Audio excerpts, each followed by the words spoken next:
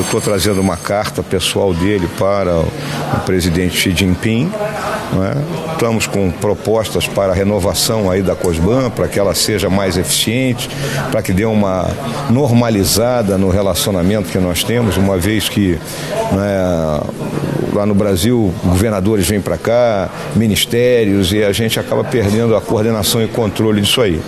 Tá? Além disso, é a oportunidade que nós temos de ir a Xangai, conversar com algumas autoridades aqui também, né? E, ao mesmo tempo, né, conversar com o próprio presidente da República, com o meu contraparte na comissão e com o presidente aí da Assembleia Nacional. Sim, tem essa guerra comercial com os Estados Unidos e deve ter uma expectativa de que o Brasil tome lados, ou o Brasil... Como é que se posiciona em relação a isso? Pode ter perdas também comerciais. O Brasil ele, se coloca numa posição equidistante, né?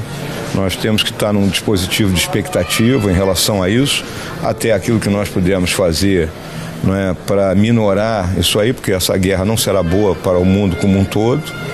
O mundo hoje ele depende muito da China como um motor da economia mundial. A China já produz mais de 1/3 do PIB mundial, é o país mais industrializado, é um grande comprador no mercado, além de ser um mercado fantástico, né? Então a gente tem que tentar aí fazer o possível para que isso não transborde de uma mera negociação entre dois estados. Isso é um dos objetivos também, tentar evitar perdas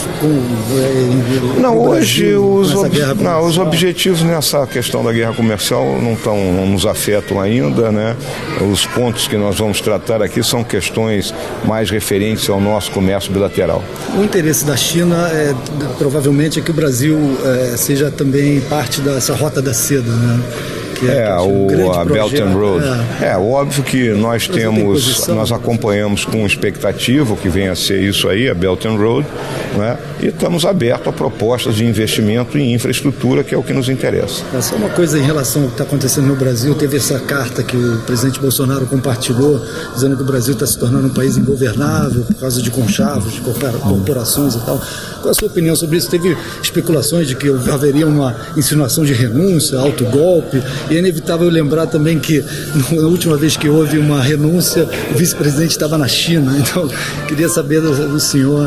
Olha, eu não vejo dessa forma, né? Eu só tomei conhecimento disso, que eu já estava viajando, né? Eu acho que foi na sexta-feira que o presidente compartilhou esse documento, que é algo que foi escrito aí por alguém aí que tem acesso às redes, né? E eu acho que o presidente apenas mostrou a parte das angústias que se vive quando, né, você governa um país como o Brasil com todas as suas variedades e o seu multilateralismo que tem lá dentro. Mas o senhor compartilha dessa preocupação de que o Brasil está se tornando um país ingovernável por causa eu acho que o presidente ali não quis dizer que ele julgue isso, ele apenas colocou aquele texto, só isso. Tá bem? Obrigado. Bom, um abraço aí, cara. Nada.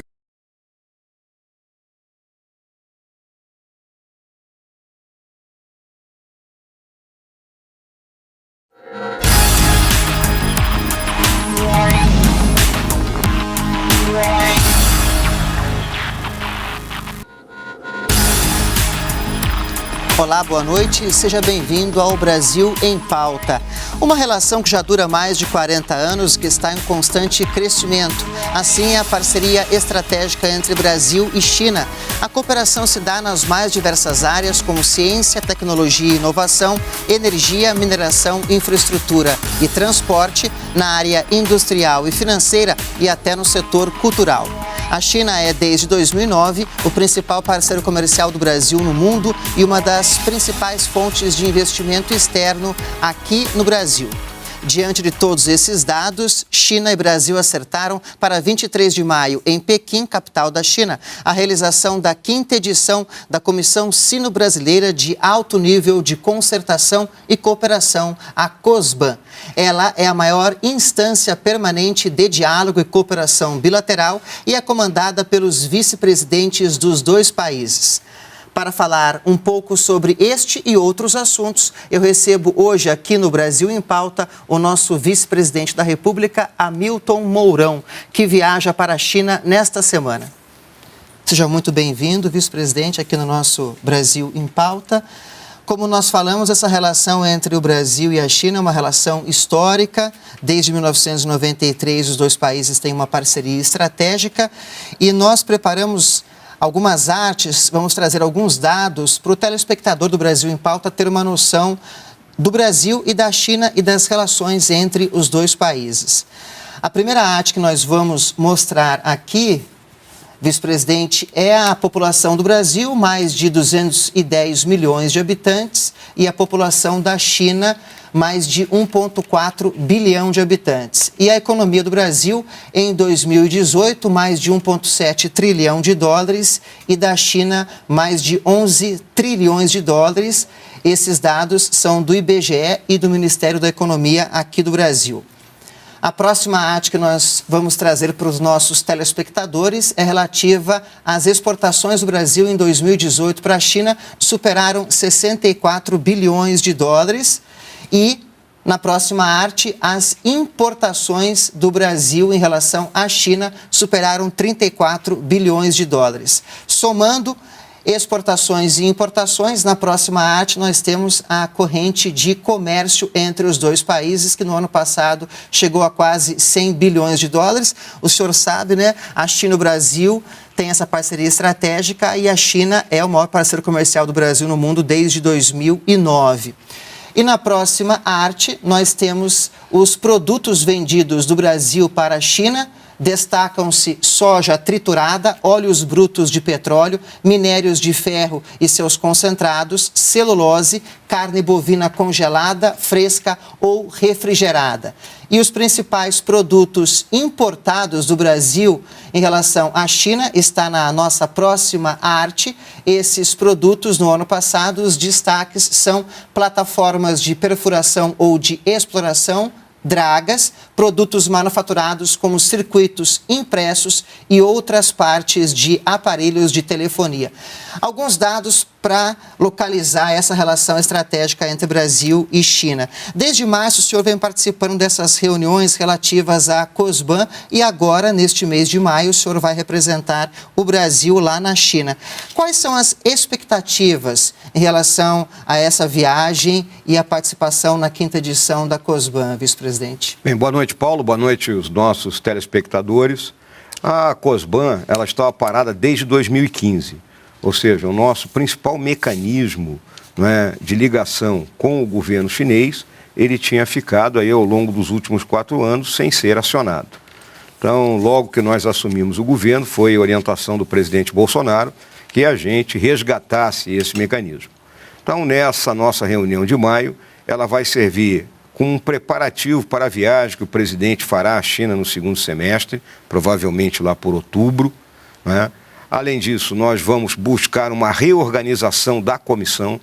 A comissão ela tem hoje 10 subcomissões e algumas já perderam até a sua necessidade, enquanto outros assuntos que são extremamente importantes, como infraestrutura, não são tratados especificamente. Além disso, vamos procurar dar uma mensagem política do presidente Bolsonaro ao governo chinês e, ao mesmo tempo, o nosso posicionamento em relação à iniciativa Belt and Road, né, a Cinturão e Rota, que é a nova plataforma aí que o governo chinês, ao longo dos últimos 5 anos, vem buscando colocar no comércio mundial. O senhor acredita que essa relação econômica, que já é muito intensa, ela pode se ampliar, se fortalecer nesse âmbito da viagem do senhor para a COSBAN? Esse é um dos nossos objetivos, né? Nós temos que lembrar que a China, né, basta olhar aqueles números que foram colocados aqui por você no começo dessa nossa entrevista, né, a China, ao longo dos últimos 20 séculos, só em 2 séculos e meio ela não foi a maior potência do mundo. Então, muitas vezes as pessoas não se dão conta disso aí. Tem 1,4 bilhão de habitantes. Se metade disso está consumindo $5 por dia, né, é um mercado fabuloso. Então, nós temos que, né, buscar o nosso acesso, manter o acesso que nós já temos, diversificar a nossa pauta de exportações e, principalmente, buscar colocar na China produtos com valor agregado. Então, esse é o grande objetivo que nós temos nessa reunião. Agora, uma das buscas do governo brasileiro, nesta nova fase, com o presidente Jair Bolsonaro e com o senhor à frente do governo, é promover o crescimento econômico do Brasil. A China tem um papel relevante nessa questão e pode se ampliar ainda mais? Como o senhor vê essa... A China hoje, ela responde já por 1/3, um pouco mais de 1/3 do PIB mundial. E se acredita que até o final dessa década, mais da metade do PIB do mundo vai estar na China. Vai ultrapassar os Estados Unidos, provavelmente. Vai ultrapassar os Estados Unidos. Ela já está praticamente, né, ultrapassando os Estados Unidos. Né? E olha que ela vai produzir mais da metade do que se produz no mundo inteiro. Então, nós, Brasil, temos um espaço de crescimento e a China tem uma questão muito séria, que é a questão de segurança alimentar. Né? É muita gente para alimentar, exatamente. Né? E o Brasil tem uma capacidade extraordinária de produção de alimentos. Então, é essa estratégia que nós temos que traçar e ter essa aproximação com o mercado chinês. O senhor disse recentemente que o Brasil ele tem essa relação privilegiada com a China e deve manter isso, até porque a China ela representa 32% do PIB mundial, mas o Brasil também tem uma relação privilegiada com os Estados Unidos, que é o berço da democracia, mais de 200 anos de democracia, das liberdades individuais. Ou seja, o Brasil tem que estar nessa balança estratégica ali entre as duas grandes potências mundiais. Em linguagem militar é o que nós chamamos de dispositivo de expectativa. Então, a China e os Estados Unidos hoje disputam, não é, o mercado mundial. Existe uma guerra comercial entre ambos os países em curso, por questão de tarifas de exportação e exportação. Não é? Vocês viram aí que há pouco tempo atrás, aí, essa semana, o presidente Trump deu um passo para nessa negociação, jogando o nível da tarifação lá em cima. Não é? Isso é para iniciar um processo de diálogo, obviamente. Não é? E o Brasil tem que saber, não é, aproveitar o melhor desse momento, se posicionar. Não é? Então, nós temos uma ligação com os Estados Unidos, né, que vai também da origem da nossa independência. Né? Os Estados Unidos foi um dos primeiros países a nos reconhecer. Né? Os Estados Unidos sempre foram o campeão da democracia, o defensor das liberdades, como você colocou. E o nosso governo, o governo do presidente Bolsonaro, ele tem um foco e uma colocação muito clara em relação a essas políticas, né, que a democracia americana representa. Mas, por outro lado, nós temos que ter o pragmatismo suficiente para entender, né, a importância da China para o desenvolvimento econômico do Brasil. Essa questão da disputa comercial entre China e Estados Unidos, a questão das tarifas, o senhor acredita que, nesse primeiro momento, o Brasil pode se beneficiar dessa disputa, exportando mais produtos para a China? Como é que o senhor analisa essa questão? Olha, a China hoje ela está vivendo uma situação complicada em termos da sua segurança alimentar por causa da peste suína africana. Então, o rebanho suíno da China está se perdendo. Não é? O que pode acontecer, né, nessa disputa Estados Unidos e China é que os Estados Unidos façam um acordo e a China compre mais soja dos Estados Unidos. Então, isso poderia nos prejudicar. Mas, ao mesmo tempo, a China vai precisar de proteína animal. Né? Então, nós temos produção de suínos, nós temos produção de frangos e temos produção da carne bovina.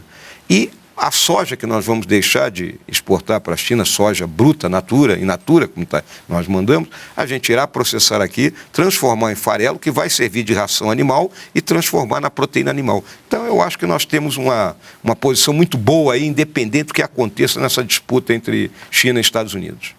Agora, o senhor falou um pouquinho dessa questão dos setores e das subcomissões que fazem parte da COSBAN. Alguns já estão mais desatualizados, outros podem ter uma preponderância maior nesse momento. Como que o senhor vê essa questão ali na COSBAN? Qual vai ser a colocação do Brasil e do senhor?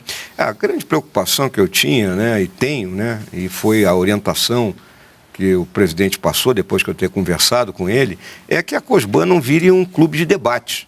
Né? A gente atravessar meio mundo, né, 11 horas de diferença de fuso horário, para ir lá ficar conversando sobre coisas que não são relevantes. Então, nós temos que levar lá uma proposta objetiva, né? Temos que entender a psicologia do governo chinês, né? Uma civilização milenar, né? Nós somos centenários, eles são milenares.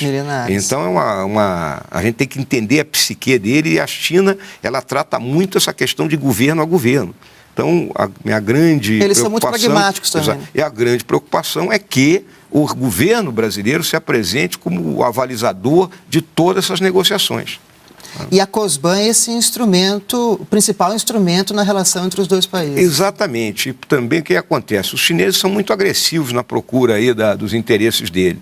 Então, muitas vezes eles chegam aqui no Brasil e não há uma coordenação do que eles estão fazendo. A COSBAN tem que centralizar isso e o Ministério das Relações Exteriores tem que ter o controle do que está acontecendo. Eles chegam aqui, por exemplo, na esplanada dos ministérios, vai na agricultura, vai na infraestrutura e o restante não está sabendo o que está se passando.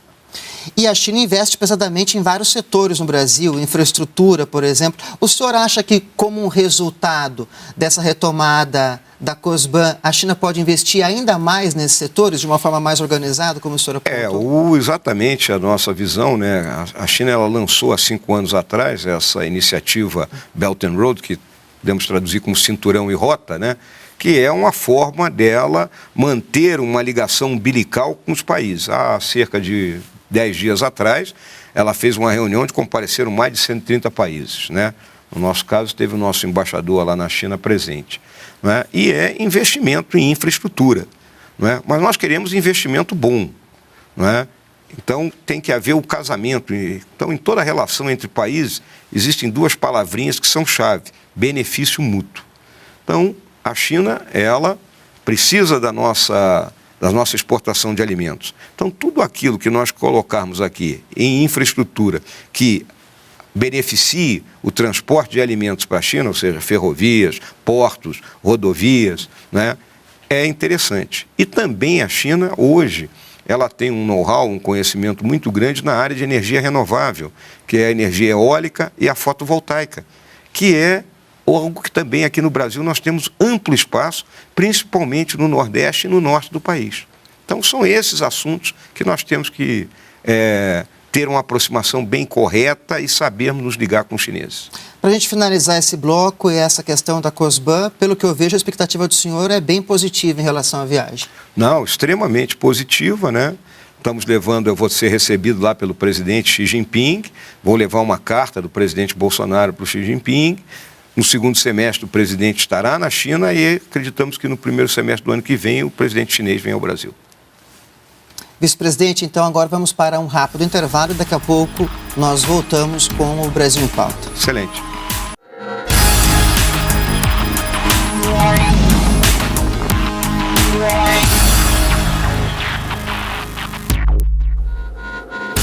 De volta com o Brasil em Pauta, com o vice-presidente da República, Hamilton Mourão.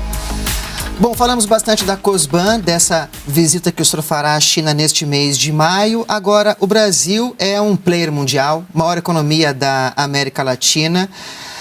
Temos outros parceiros estratégicos a explorar essa parceria? Temos, né? Fora a China, já tocamos na questão dos Estados Unidos, obviamente. A União Europeia, né, é outro parceiro estratégico.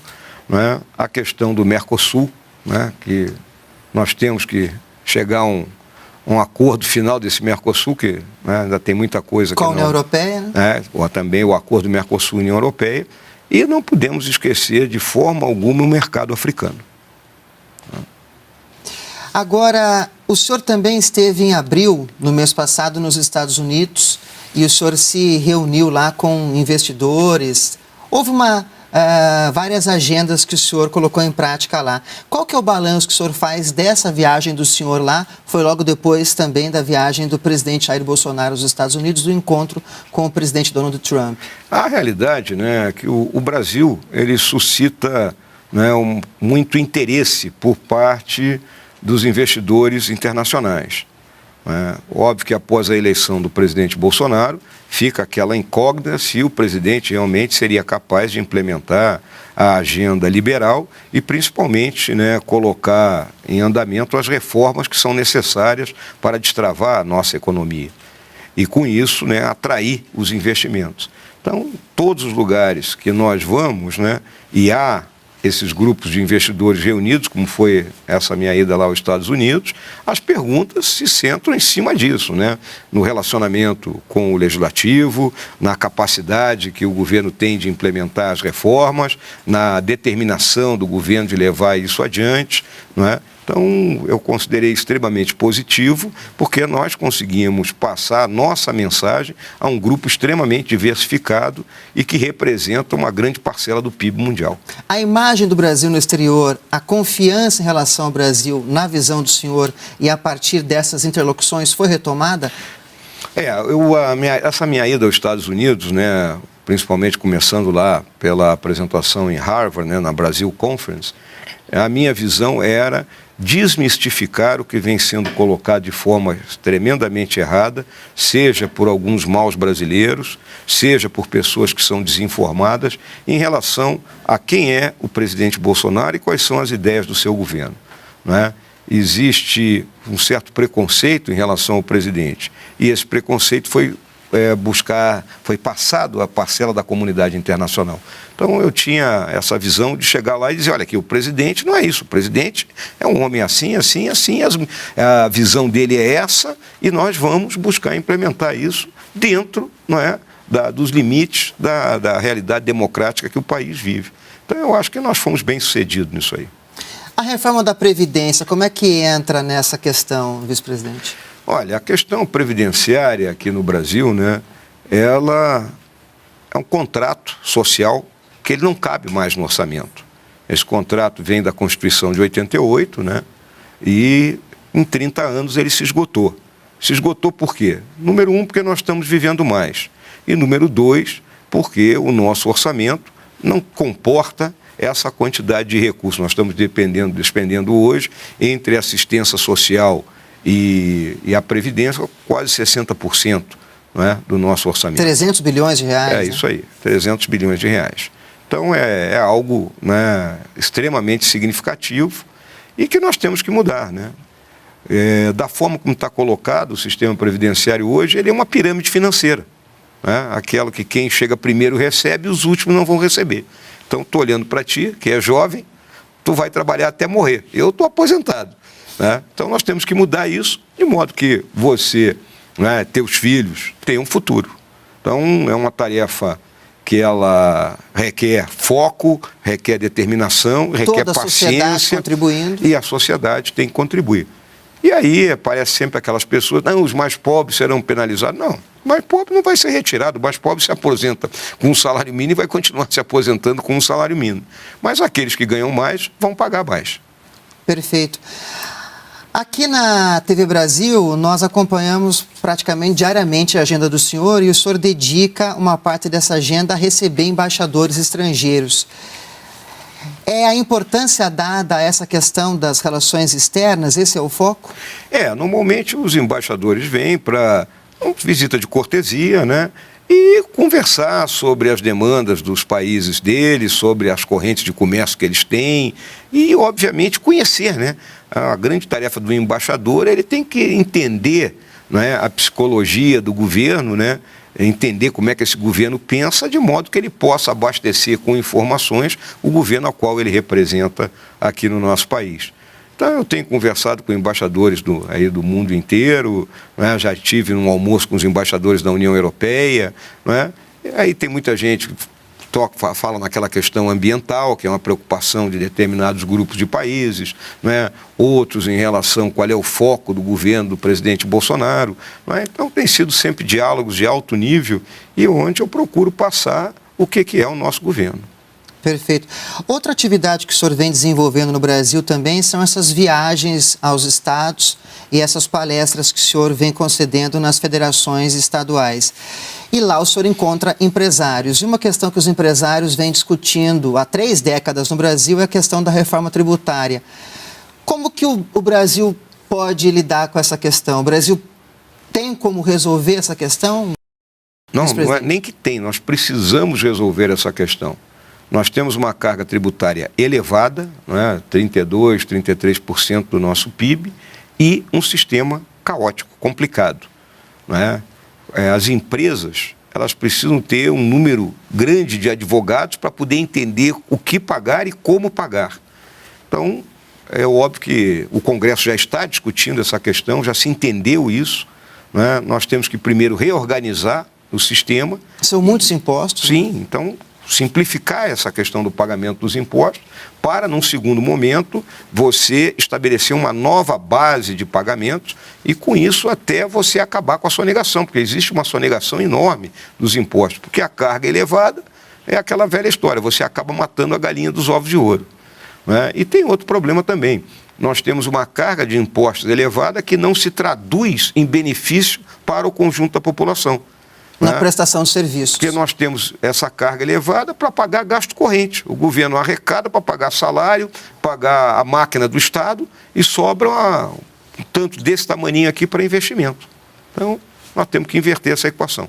Agora, nessa interlocução com os empresários, essa confiança que a gente está vendo que ocorre no exterior também está ocorrendo aqui no Brasil em relação ao novo governo? Olha, em todos os fóruns que eu tenho ido, né, dessas federações de indústria, associações comerciais, né, eu procuro primeiro mostrar um cenário, né, do mundo, da América do Sul, do Brasil, e depois entrar nas soluções que nós estamos visualizando, né, e buscando implementar para que esses problemas, né, cheguem a um bom termo. E eu tenho conversado que nós precisamos ter aqui no Brasil políticas de Estado, né, que perdurem por vários governos, e não aquela política de governo que chega o outro e troca tudo, né? Enquanto nós não entendermos isso, que a política tem que ser de Estado, ou seja, tem que ser de longo prazo para que dê frutos, né, nós continuaremos muitas vezes patinando. Agora, a reforma tributária também envolve a questão dos estados, né?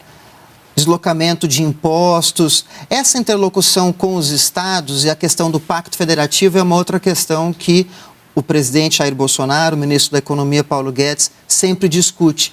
Essa reformulação do Pacto Federativo, o senhor também vê como uma possibilidade nesse novo governo? A reformulação do Pacto Federativo está muito atrelada à questão tributária, à questão da reorganização do sistema de impostos, né? O que ocorre nisso aí? Hoje nós temos 70% dos recursos arrecadados na mão do governo federal e 30% na mão dos outros entes da federação, estados e municípios. Nós temos que inverter essa equação. Agora, isso vai levar uns 10, 20 anos, né? Porque isso vai ter que ser feito de forma progressiva. Por isso que eu te falei que tem que haver políticas de Estado, né? O que ocorre aqui no Brasil é que nós, quando surgimos, né, como nação, nós tínhamos um federalismo, né? As capitanias hereditárias, né, nada mais eram do que, né, entes que tinham toda a sua liberdade, né, pagavam o seu imposto ao rei, mas tinham liberdade para legislar, para se defender, para fazer o que... Aí surgiram as vilas, né, Vila Rica, né, aqui no interior de Goiás, Olinda, São Vicente, né, São Paulo, né, e cada uma tinha autonomia, tinha seus conselhos municipais. Quando que inverte isso? Inverte quando Napoleão invade a Península Ibérica e a corte portuguesa vem para o Brasil, né? Em 1808. 1808. E aí vem condes, duques, marqueses, barões, né? E aí o Rio de Janeiro deixa de ser aquela vila e passa a ser, então, aquele epicentro de poder, passando a atrair tudo. E aí nós perdemos essa noção do federalismo. Temos que resgatá-la. Perfeito. O senhor gostaria de fazer mais alguma consideração, mais alguma análise?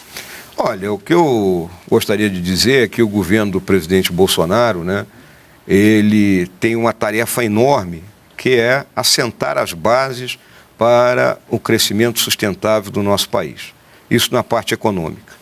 Na questão política, nós estamos inaugurando ou pretendendo inaugurar ou pretendendo colocar em ação, não é, uma forma de se relacionar com o legislativo e com o judiciário, não é, onde haja respeito mútuo, não é, e onde a política seja praticada com P maiúsculo, ou seja, a política como um ato do diálogo, da busca do entendimento, né, da noção de que tem gente que pensa de forma diferente, mas é brasileiro igual a nós, né?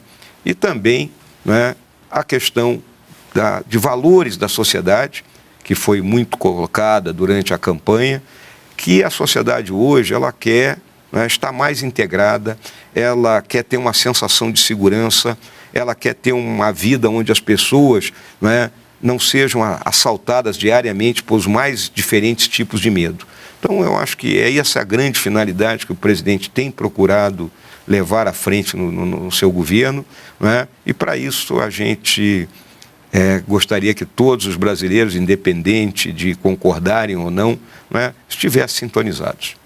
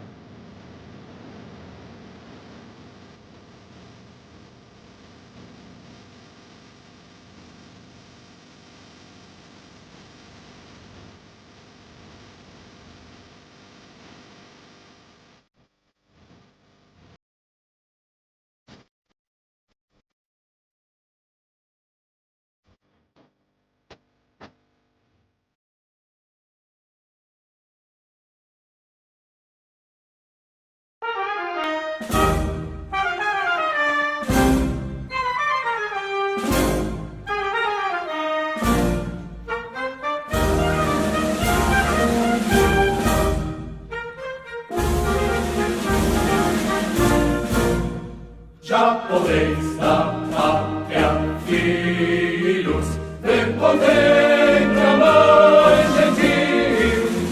Já raiou a liberdade, horizonte no Brasil. Já raiou a liberdade, já raiou a liberdade, horizonte no Brasil.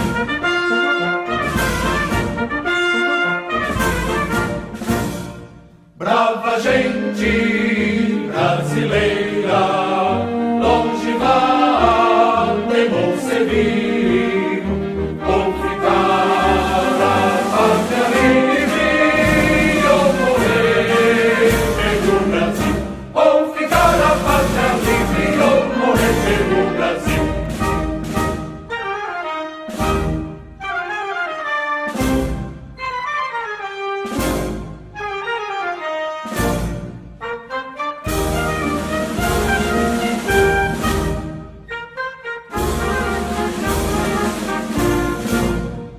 Os grilhões que nos forjava da perfídias do navio, houve mão mais poderosa, zombou deles o Brasil.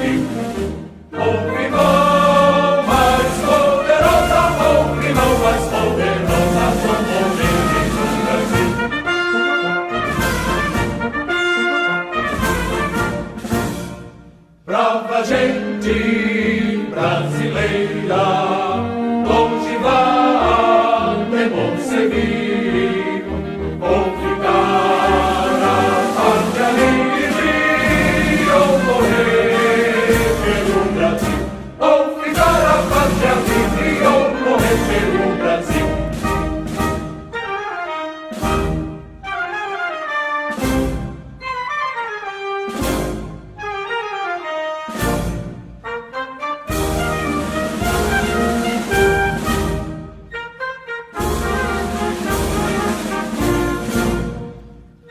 tem mais ínfias falanges que apresentam vossos rios, vossos peitos, vossos braços são muralhas do Brasil. Vossos peitos, vossos braços, vossos peitos, vossos braços são muralhas do Brasil.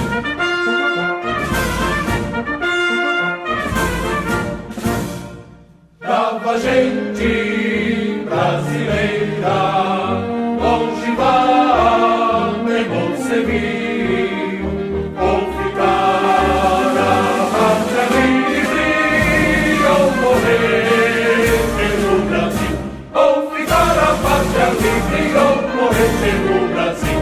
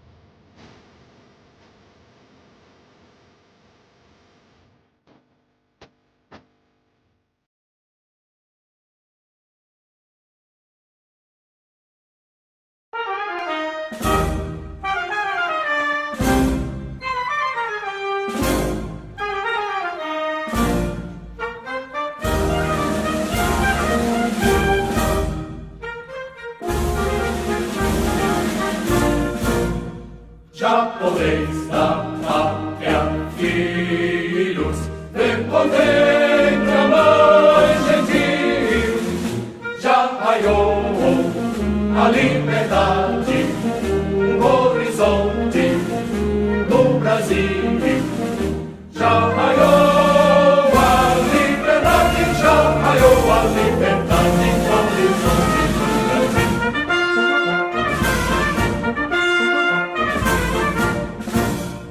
Brava gente brasileira, longe vá, temor servir, ou ficar a pátria livre, ou morrer pelo Brasil, ou ficar a pátria livre, ou morrer pelo Brasil.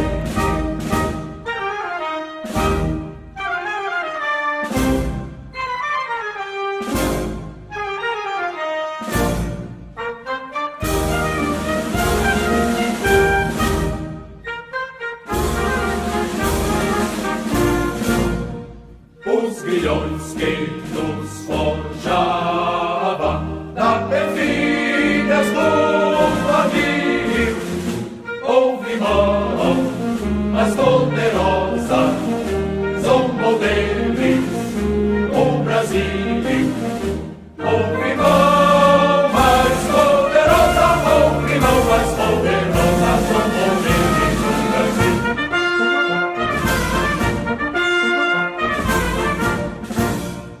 Brava gente brasileira, longe vá, temor servir, ou ficar a pátria livre, ou morrer pelo Brasil, ou ficar a pátria livre, ou morrer pelo Brasil.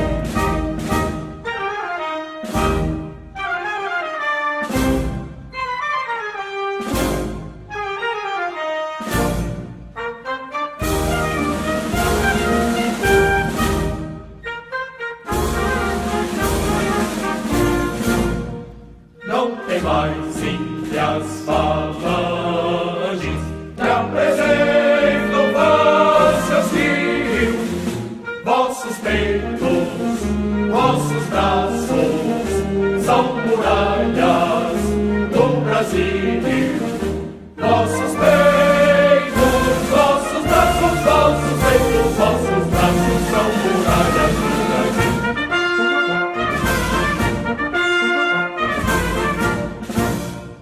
Brava gente brasileira, longe vá, temor servir, ou ficar a pátria livre, ou morrer pelo Brasil, ou ficar a pátria livre, ou morrer pelo Brasil.